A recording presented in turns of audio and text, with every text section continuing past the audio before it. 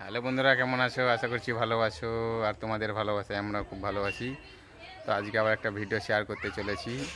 তো ভাটাতে কাজের চাপে সবজির দিকে একদম যেতে পারিনি, তো সেই সবজিটাই আজকে দেখাবো। তো চলো, বাগানকে অনেক দিন যাইনি, তো আজকে যাব। তো জয়ন্তী আবার ভিডিও শ্যুট করবো বলে রেডি হচ্ছে, সেই সময় ব্লগ ভিডিওটা আমি তৈরি করে নিচ্ছি। তো বন্ধুরা, এখানে তো আমরা ভিডিও বানাইতে তোমরা জানো।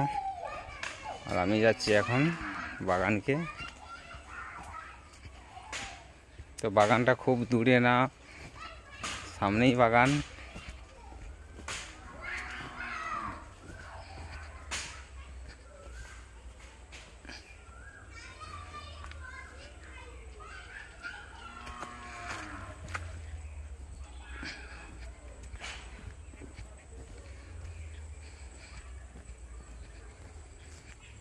তো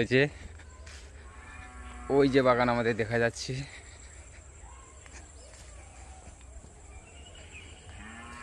আর এত বৃষ্টি হয়েছে, এই বৃষ্টির জন্য দেখো মাঠে সব ঘাস জমে গেছে। মাঠে ঘাস জমে গেছে।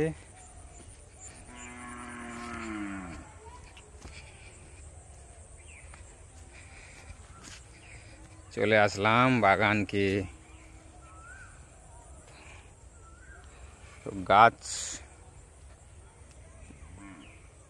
মোটামুটি গাছ হয়েছে, খুব ভালো গাছ আমি করতে পারিনি, ওয়েদার খারাপ, জল বৃষ্টি হয়নি বলে তাই। আর মা যে ওদিকটার দিকে ঘাস বাচ্ছে, আর এই দেখো এইদিকে সব গাছই করতে পারিনি।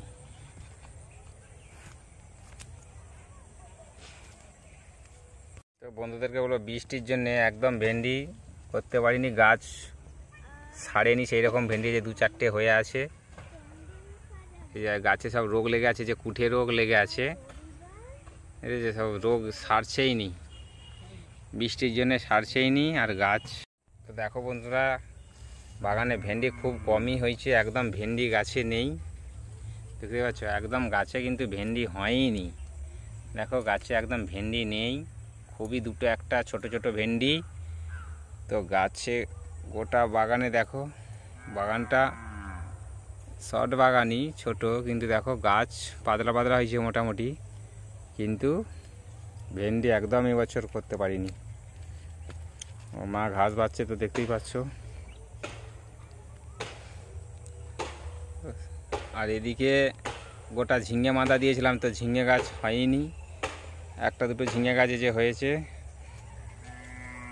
এই যে ঝিঙে গাছটা তাও মাখার জন্যে যে দু চারটে হয়েছে।